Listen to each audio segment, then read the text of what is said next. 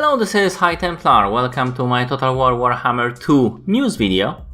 And we have today a reveal of Dark Elf army roster.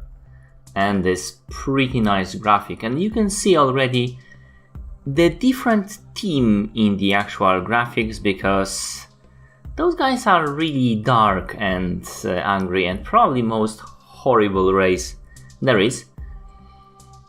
But it was actually mentioned several times during the today's reveal on Facebook.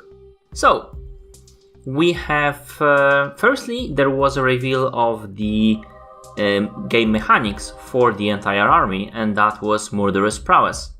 And Murderous Prowess works that way: you have to kill a certain amount of enemies, and then the buff will kick in that will buff the Dark Elves. Actually, I haven't said that right. It's the certain amount of anyone must die for the buff to start working on your entire army.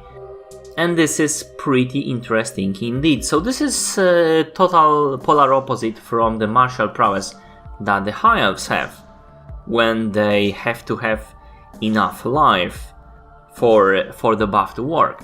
Those guys are exactly the opposite. They have to kill, well, like I said, not kill, but there have to enough people die on a map for the buff to work. And what is most interesting here is that it's actually dependent on the army size. If the Dark Elves are outmatched, they would have to kill a lot less entities will have to die in order for the buff to start. And you will even be given a progress bar that will tell you exactly, I mean not exactly, it was a bit weird with that, because there will be a progress bar, but they told you that you won't be sure. You will be only given a warning that it will start soon. Whatever that means in practice, we'll have to wait and see. Okay, so we have Legendary Lords. We have Malakith and Morathi, which we already knew we will have. And Malakith is both melee and spellcaster. So this was pretty much what we knew already. And it was mentioned he will be better at both than Manfred, although I wouldn't be so sure. Manfred has like tons of mana, he could recast stuff, and his spells are really powerful. So somehow I doubt it. In multiplayer, Manfred is the king. Would have to see if the Malakith will be truly better than him. And then we have Morathi. And we don't know that much about her, not that much was mentioned, but there was this ability mentioned of her that she's so stunningly beautiful that she will be giving a debuff on the people trying to attack her, which is, pretty interesting indeed. We'll have to wait and see things about her when we will get some stats on her. Now, for the mount options for those guys, for the Malakith is a Cold One Chariot, and Separon, which will be legendary Black Dragon. For the Morathi is only Dark Pegasus. So pretty nice options indeed. For the normal lords we only have two, which is slightly disappointing, and we actually have it's called the Missile Lord, but it was more like a hybrid when they were describing it. This guy will have repeated crossbow, and the Dark Stick, Cold One, Dark Pegasus, and the Black Dragon. The female has the same, but she will be more melee inclined. She will carry a big shield. Interesting.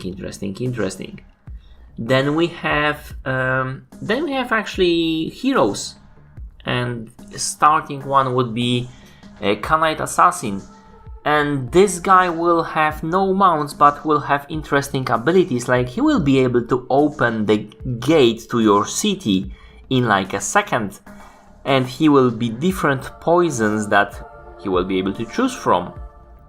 Then we'll have a melee hero as Death Hag, which mount Cauldron of Blood, which will give a buff, melee buff to people around her. And finally we'll have caster hero Sorceress, which will be, you will have mounts of Dark Steed, Dark Pegasus and Cold One. Nothing interesting here. Alright, so the sword infantry will be the Bleak Swords, your standard sword infantry, normal level, which is pretty nice. Something that the high elves don't really have. Those guys will have big shields. So, unless you count lions. So the Bleak Swords will probably be your entry point infantry, but you have to remember these are elves, so around 500 probably. Big shields, because if your main enemy is high elves, you have to have that. Spear infantry will be Dread Spears. Missile infantry will be Dark Shards. Dark Shards do have repeated crossbows, so it was already mentioned, the repeated crossbows are armor piercing, which is pretty nice, and Dark Shards with shields. Then we have a hybrid unit, and that is Black Ark Corsairs with handbows. We also have dual swords, Black Ark Corsairs, which is pretty nice. But the hybrid Black Ark Corsairs with handbows, it's like a smaller version of Dark Shards. It was told it will be still armor piercing, and as well those guys will have 120, so normal size of a unit. Pretty nice indeed. Another dual sword infantry Witch Elves, I do expect them to be a lot better than Black Corsairs, but those guys, Gals actually, very low armor. It was mentioned that they will actually be able to make their enemy goes on a rampage. So if you throw Witch Elves into the enemy, they will not be able to disengage, casters will not be able to cast spells, that sort of stuff. And they will have low armor, so you should shoot them before they engage you. We knew that the Witch Elf should be like a iconic unit for those guys, so pretty obvious. Your higher level Ray Sword infantry will be Haganet Executioners, and their halberd infantry Blackguards of Nagrand should be slightly less powerful than Phoenix Guards, but we'll have to wait and see if that is the case. But in general, badass guys, and it was mentioned that there will be a lot of them around the Malekith himself, maybe because of some bonus, maybe they were just saying that, we will not know.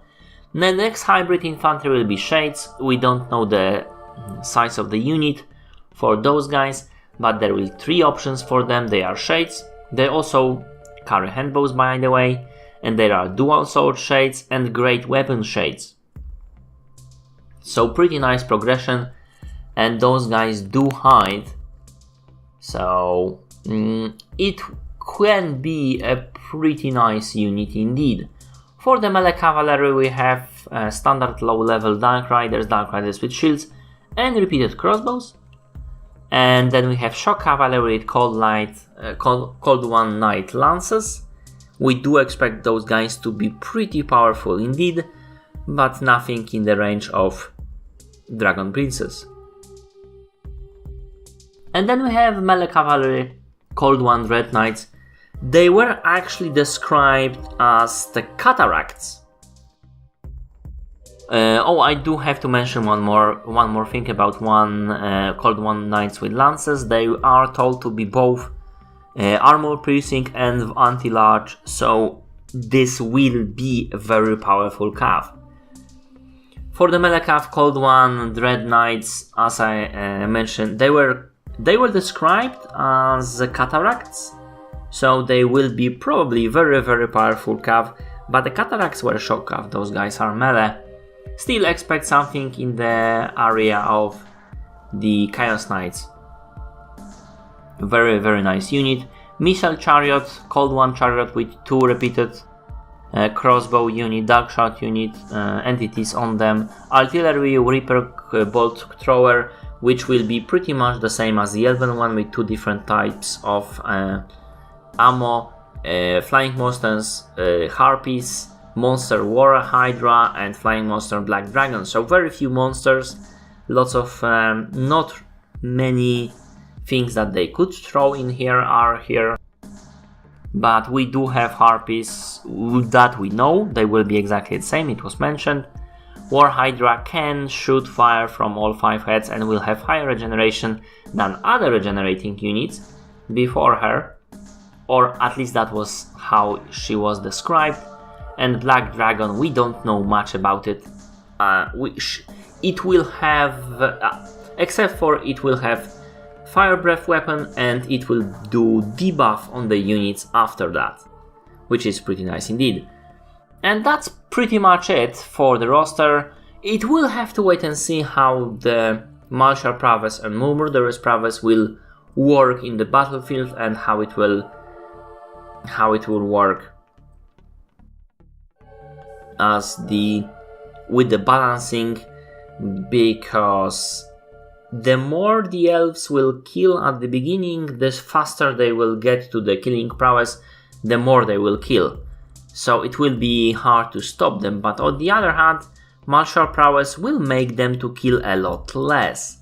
That might mean that the dark elves will be actually less powerful against high elves, or if they will be matching high elves, they will be a lot better against other units, against other races. We'll have to wait and see, basically. Because if you can stand against the high elves during the martial prowess, to basically be kind of matching them for you to be able to get into the murderous prowess, then you might be. But it will depend how powerful those abilities is. Maybe it will be super easy to balance that, I don't know. I'm just interested in it. It looks like a good players might be even better when playing Dark Elves. And this is it. I hope you like it. If you did, press like, comment if you will, and see my other videos in Total War Warhammer. I'm doing mod reviews, DLC analysis and speculation videos, mechanics videos, but also let's play in Total War series and other games. Thank you for watching, and see you later.